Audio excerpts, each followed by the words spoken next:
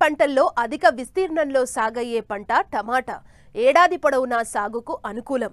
ఒక్క సీజన్లో ధరలు పతనమైనా మరో సీజన్లోనైనా ఆశాజనకంగా ఉంటాయన్న నమ్మకంతో సాగు చేస్తుంటారు రైతులు.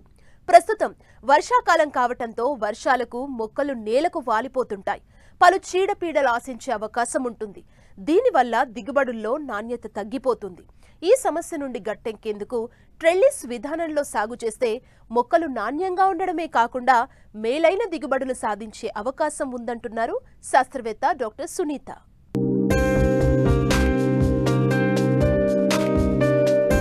టమాటా పంటను సంవత్సరం పొడవునా అన్ని ఋతువుల్లోనూ సాగు చేయవచ్చు. అధిక దిగుబడికి మాత్రం శీతాకాలం మంచిది. బాగా నీరు ఇంకే బరువైన గరపనేలలు ఈ పంటకు అనుకూలం. మురుగునీటి వసతి లేని భూములు, చౌడు భూములు తప్ప అన్ని రకాల నేలల్లో ఈ పంటను సాగు చేయవచ్చు.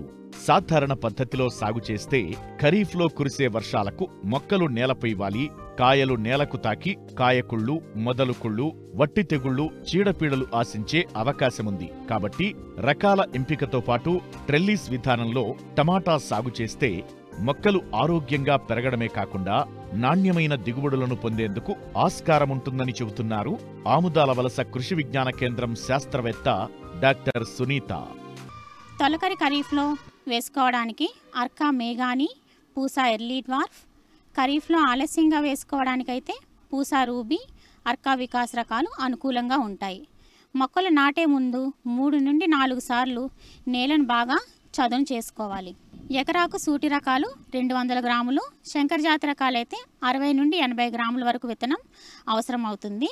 ప్రోట్రేల్లో పెంచిన 25 రోజుల వయసు గల టమాటాను ప్రధాన పొలంలో నాటుకోవాలి. పొలం అంతా ఒకేసారి కాకుండా 15 రోజుల వ్యవధితో 3 దఫాలుగా మొక్కలు నాటుకోవాలి. దీనివల్ల పంట అంతా ఒకేసారి కోతకి రాకుండా దఫాలుగా చేతికి అందడం వల్ల ధరల ఆటుపోట్లను రైతు అధిగమించుకునే అవకాశం ఉంటుంది. ట్రెల్లిస్ పద్ధతిలో మల్చింగ్ మరియు డ్రిప్ విధానంలో సాగు చేయడం వల్ల చాలా ఆరోగ్యవంతమైన మొక్కలను పెంచుకోవడమే కాకుండా దిగుబడిని తీసుకోగలుగుతారు. సాధారణ పద్ధతిలో పండించేదానికంటే ట్రెల్లిస్ విధానంలో టమాటాను పండిస్తే 3 రెట్లు అధికంగా దిగుబడి వస్తుంది. ఈ పద్ధతిలో మొక్కలను ఎడంగా పెట్టి నాటుకోవడం వల్ల మంచి వాతావరణంతో పాటు మొక్క ఏపుగా పెరుగుతుంది. దీంతో అధికంగా కొమ్మలు వచ్చి పూత అధికంగా పూస్తుంది. నేలపైన టమాటా కాయలు ఉండకుండా కట్టెతో తీగ పోయటం వల్ల టమాటా కాత పైనే ఉంటుంది. దీనివల్ల టమాటా పెద్దగా, నాణ్యతగా, ఎలాంటి మచ్చలు లేకుండా అధిక బరువుతో టమాటా అధికంగా కాస్తుంది. ఈ టమాటాకు మార్కెట్లో మంచి డిమాండ్ ఉంటుంది. మంచి ధర కూడా పలుకుతుంది. ట్రెల్లిస్ పద్ధతిలో టమాటా సాగుకు ఉద్యాన శాఖ ఎకరాకు 7,500 రూపాయల సబ్సిడీ కూడా ఇస్తోంది. అసలు ట్రెల్లిస్ విధానంలో టమాటా సాగు ఎలా చేయాలో తెలుసుకుందాం. ఎటు చూసినా 2 అడుగులు వచ్చే విధంగా మొక్కలు నాటుకోవాలి. 6 నుంచి 8 అడుగుల పొడవున ఉండే కర్రలను 1.5 నుంచి 2 అడుగుల గుణపంతో తీసిన రంధ్రంలో పాతుకోవాలి. కర్రల వ్యాసార్థం 2 సెంటీమీటర్లు ఉంటే ట్రెల్లిస్ పద్ధతి దృఢంగా ఉంటుంది. నారు నాటిన 15 నుంచి 20 రోజులలో ఈ పద్ధతి పాటించుకోవాలి. ఈ చివరి కర్రలు బరువుకు వాలకుండా జిఐ వైరుతో ఊతం ఇచ్చుకోవాలి. రకాలను బట్టి అంటే హైబ్రిడ్ రకం అయితే 5 నుండి 6 అడుగుల ఎత్తు వరకు పెరుగుతుంది. కావున పైరు నేల మీద పడిపోకుండా స్టేకింగ్ చేయవలసి ఉంటుంది.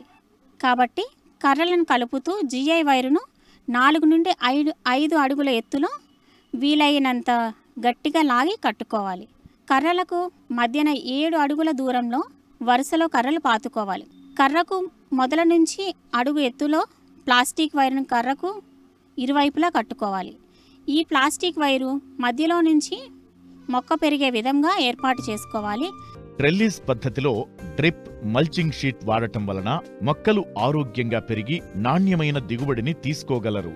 అంతేకాకుండా నీటి ఆదాతో పాటు కలుపు సమస్య తగ్గుతుంది. చీడపీడలు కూడా అదుపులో ఉంటాయి. కలుపు తక్కువగా ఉండటం వల్ల కూలీలపై పెట్టే ఖర్చు కూడా తగ్గుతుంది. సాధారణ పద్ధతిలో ఎకరాకు 10 నుంచి 15 టన్నుల దిగుబడి వస్తే ట్రెల్లిస్ విధానంలో 25 నుంచి 40 టన్నుల దిగుబడి వచ్చే అవకాశముంది. కాబట్టి రైతులు కొంత శ్రమైనా ఈ విధానంలో యాజమాన్యం చేపట్టడం సులువుగా ఉండటమే కాకుండా మంచి దిగుబడులు సాధించి అధిక ఆదాయాన్ని పొందవచ్చు.